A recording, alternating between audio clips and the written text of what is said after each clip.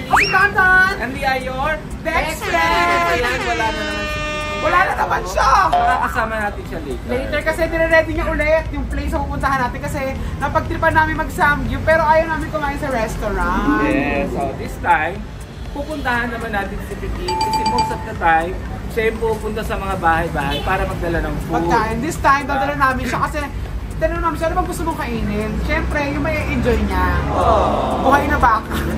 Kaya so, bibili muna tayo kasi ang request niya, Samgyup. So, bibili tayo ng mga pang-Samgyup. Yes, so dito tayo ngayon sa isang Korean food mart dito sa may San Mateo Rizal. Okay. Ano ba tayo? Hindi ko alam, baka meron sila. Kung wala tayong kanan, para tayo tangan doon. Dito na lang natin.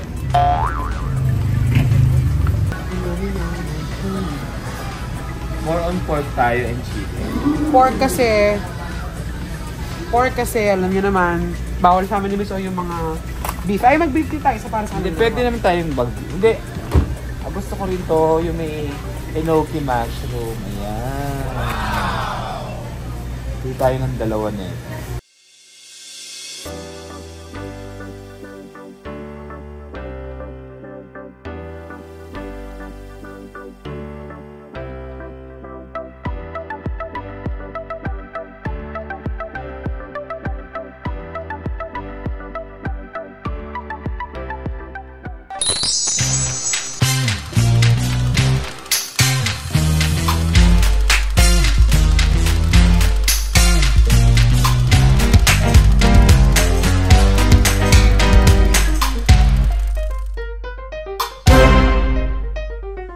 Ayan, nandito na tayo sa bahay ni Petit. Yahoo! Ayan. Wala ba, Babs? Siyempre. Ito na yung request mo na mukbang tayo sa bahay mo.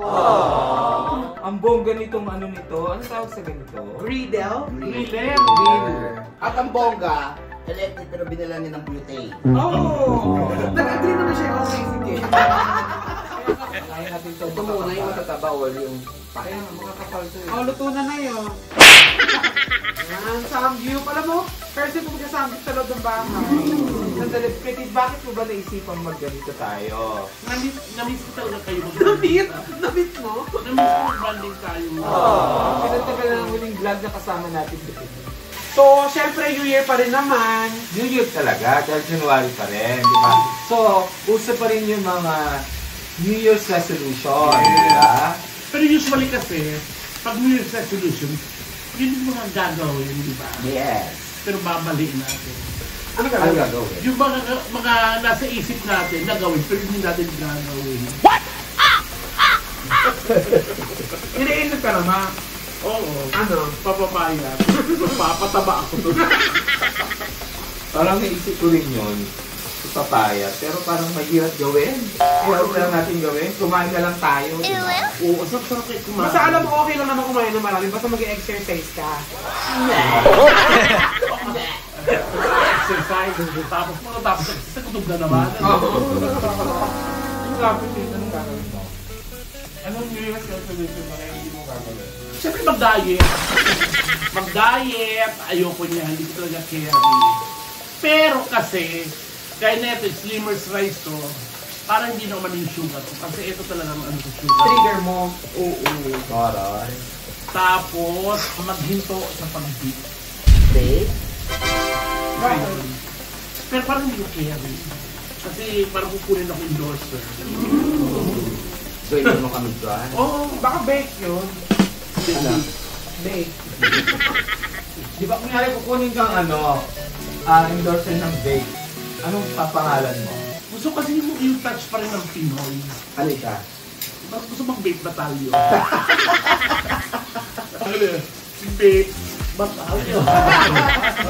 Kasi syempre ako hindi na ako lalayo sa amin. Ano ka? Babe's friend. Ikaw, ano sa'yo? Ang New Year's resolution na gagawin mo? Siguro- Magpa-service. Yun! Sasabihin ko pala, kaya magpamasahe. Dadagdagan o mabawasan? Balak kong bawasan kasi may gusto akong bilhin din. Kaya lang, mukhang hindi kakayanin. Ang dapat bawasan yung Totoo ba yun? Nakakabawas na yung papaya? Hindi totoo yun. Hindi. Pero kung naniwala, nasa utak lang talaga yun. Kasi pag busy ka, hindi ka Tama. Di ba? Siguro pag in love ka. Kasi di ba pag in love ka, mas okay yun yung kahit wala namang sex. Maraming ganong tao. Ay, depende sa mami ko yun! Parang ito, in love ngayon. Tingnan mo. Hindi siya nangunguna sa anet. Kahit walang sex, Ay, okay lang. Dahil siya sa sa linya. yes! Parang si Kitty, in love siya. So, araw-araw. Nakadampi lang ang naglalabas sa washing machine yung... Ba't? Hindi, lasog mo na. Hindi, frozen. Parang naging pusit na. Itlogin. Maganda pa ba yung ref mo? Ano? Maganda pa rin ang loob ng ref mo? Hindi. Hindi naman gumagana na. Pero ikaw, anong ini-aim mong mabili this year? Gusto ko talaga makabili ako ng bahay at lupa. Pero ayoko talaga sa gusto ko talaga dito sa malapit sa trabaho. Ayaw mo nang... Pero may bayad ko pa kayo sa probinsya, di ba? Oo. Ano bang bayan? Gusto mo yung basta may host, pwede ka na. Ito. Natural. Hindi naman ako, gusto ko lang talaga yung spacious, yun talaga. Kasi medyo marami ang gamit ko eh. At saka maganda ka maggamit. Oo. Ikaw, Kitty, ano naman ang New Year's resolution mo na hindi gagawin? Bukod sa hindi na pang-inom, ha? Siguro may mabawasan akong Bigyan. mga gastos. Ganun. Kasi nga siyempre nagpapayag ako ng phone. Oo. Pero hindi ko gagawin. Ano yan? Ano yan? Oo. Yung pagbigay ng mga keme. Yung pagluto ng kutsero. Kain ko yung mga labababas at BF. BF. Ay, ayan na, ay! Ito, gusto mo. Sinatulog niya na, pinaikot niya ng baso. Wala ka bang shot glass dyan? Meron shot glass to ng Korean. Ba't isa lang binili yung soju? Saan lang? Ikaw lang naman yun. Surprise lang namin sa yan, Miss O.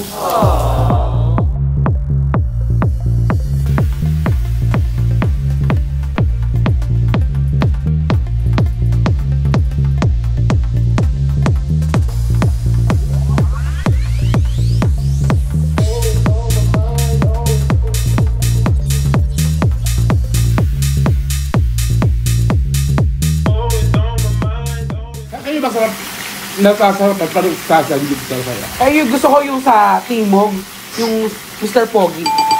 Yummy. Yummy. Yung baboy romantic ba yun? Romantic baboy. Oo, masarap din doon. Tsaka yung army. Ano hindi? Daga.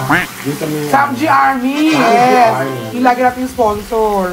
Saka pinaka-paborito kong yung, tawag din naman, side, ba yun? Side, Side dish. pellet. gusto ko yung kanin mo ha? yung yung marble potato, Ay, hindi Ano? naman doon. Hindi kami nakakuha. Gusto mo pala yun? paborito. Ano yung mga sidings? Ay, yung fish cake. Ayoko niyan. Fishball gusto natin.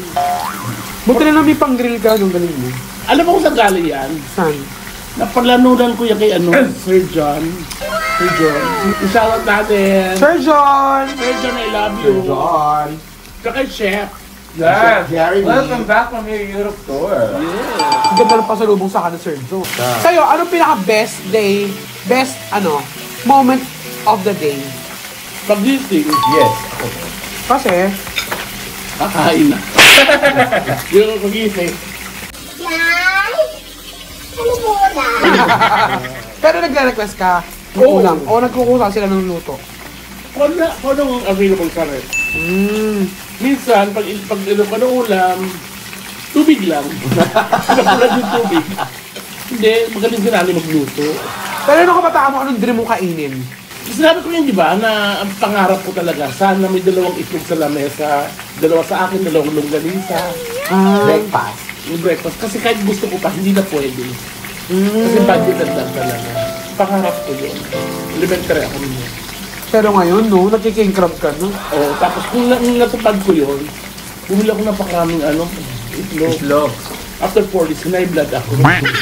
Hindi, yung pangarap ko talaga yun. May sobrang pagkain ang gusto mo. Tapos yung mga nakikita ko sa YouTube, in-experience yung pakain ako ng ganyan. Dahil yung king crab, yung Korean, di ba, na mukbang-mukbang. Oo, ako din talaga. Hanggang ngayon, dream ko siya. At saka hindi na basta-basta yung mga gino-groceryan niya. SNR lang sa Bugin. Marikina, hindi ako naman yung chef. Eh, pangarap na bansa, saan ka na? Kasi marami ka na napuntahan eh. Parang kusog sa Turkey. Turkey? Or Brazil. Kasi? Ang dami doon na lalaki ko. Lalaki. Kasi ito may friend ako sa ano, doon sa Texas, doon na sa akin sa mga viva. Pagpunta namin doon, pupunta na kami ng Colombia or ng Mexico kasi 4 hours lang. Ay, 1 hour lang. Mexico. Oo. Tapos, magbabrasil ko. Kasi doon napakamura lang. Oo, promise. Ang mura-mura doon. Sabi nung kaibigan mo. Sabi nung kaibigan, para pag kinonvert mo na sa pera natin, 300 pesos. Mura. Oo. Hindi naman mayaman basta ang Brazil. Di ba nga, dahil ko bakalat dati sa TikTok maraming Pickpocket. Nakakatakot din ng Brazil. So pupuntahan mo siya kasi gusto mo ng lalaki. Ba't nagkaganyan ka? Ano muna nag-break ni Amir? Wow. Hindi, kailan pa natin i-explain na matanda na tayo. Oh, ito naman. Anong bansa naman yung babalikan mo? Milan, Italia. Ay, tawag ako pa nila. Naiiwan kami ni Orly sa mga punta ng Italy. Nangiinom kasi kayo. Sila na sila kami. Kilala niyo dyan, Watusi. Guys, thank you so much mga babies. Nag-enjoy ka ba? Saan nabusog ako? Nabusog ka? Siyempre naman dami natin nakain. Ikaw nabusog ka. Oo naman, ako una kumain, makikita mo sa video. Ano ang pinakamagandang gawin after kumain pag busog? Matulog! Sarap. Hindi. Sabi nila tumayo para medyo mababa yung kilahin. Sabi nila, tea. Mag-tea daw. Tea? Double tea ang masarap. Titi. Kaya tipol. Ako depende ko ng kinain. Pag isda, gusto ko maligo. Kasi mabaho. Mahalansa. Mahalansa. Napakarte. Hindi gigilin ko sa karte yan eh. Tinanong mo kung anong gusto ko. Nalalaman ka MC sa karte yan ni MC talaga. Hindi kartihan yun, that's cleanliness. Uy! Walang pagkain ng isda ka noon. Kasi di ba hindi na kasi tayo nag-yosi, di ba? Usually after kumain yosi. Nag-dessert. Ako na lang. Ano yun? Very light na lang. Nag-dessert. Dessert? Ay, Kain na naman. Kung meron tayong dessert dyan, yung ice cream. Ayun! Ice cream! Favorite mo yun. Papayag ba kayo? Na? Busog kayo. Oh. Tapos yung dream na lalaki, di makikipag-sex sa inyo. Oh! na hindi ka pa dumidigay, ayaw. Sinasasabi mo lang din ganyan. Oh. Ano ka pa naman? Bago ako tayo mo isda. Lalaban ako. Lips to lips? Oh! Talaga? Oo. Sap-sap ang kinain mo na hapon. Oo! Eh kung pwede mo sa kahit ano mangyari, di ba? Kaya mo yun? Kaya ko. busog. Oo, crush ko siya eh. Siguro na gano'n ako. Tabi-tabi kayo. Hindi ba ako gano'n? Pero nandiyan sa may gilid yung nanay mo nakaganon. Mama, alam ko maiintindihan mo ko. Crush ko to. Ikaw, carry mo, yung gusto ko makipag-sex. Oo. Paano nagawa ko na yun? Ikaw? Ayun, laba. Ikaw, baby, kaya mo. Hindi.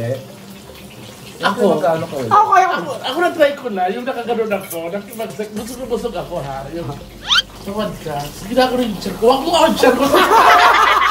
Usok ka ako. Sapato ka na lang humawa. Totoo yan? Test na. Comment down below kung totoo hindi. Kilala mo naman ako mapagkwento ako, di ba? Hindi, ikaw nga. Given the chance. Oo, na-try ko yun. Ano talaga? Kahit dati. Nang buso? Yung busog ko, sa likod ng CR. What? Yung sumaba yung usbag, tsaka yung Bigay. Yung... Oo.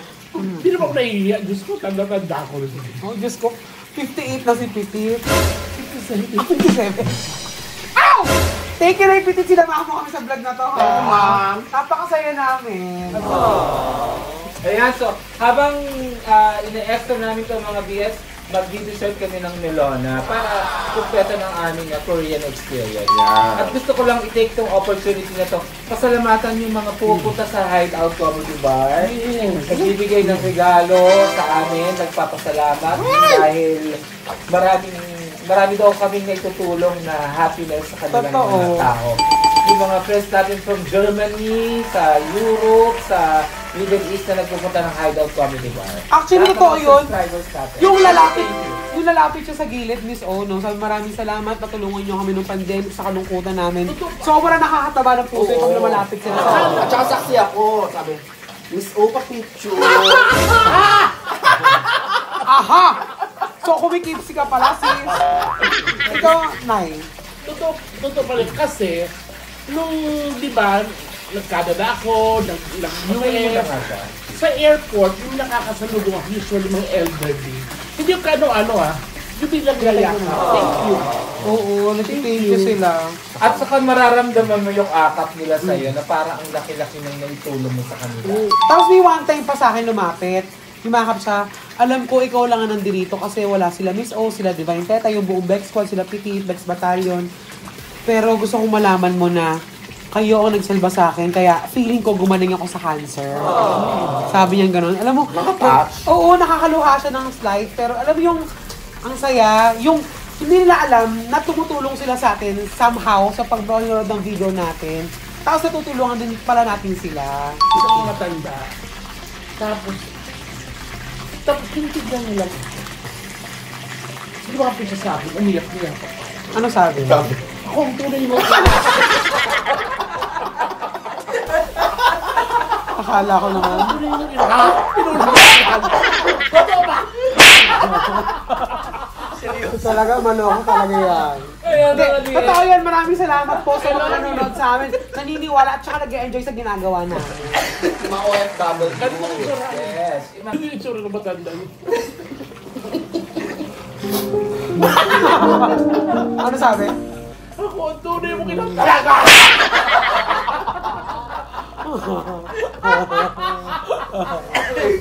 Pagod na ako naman. Thank you mga BL! Maraming salamat po dito. Kahit pinatuloy na naman niya tayo sa kanyang bahay. Oo, tsaka dami na yung busy. Maghuhugas kayo, hoy. Ay! I love you. Maghuhugas! Alam niyo naman yan, di ba? Tsaka thank you, Hideout. Yes, thank you. Bye-bye!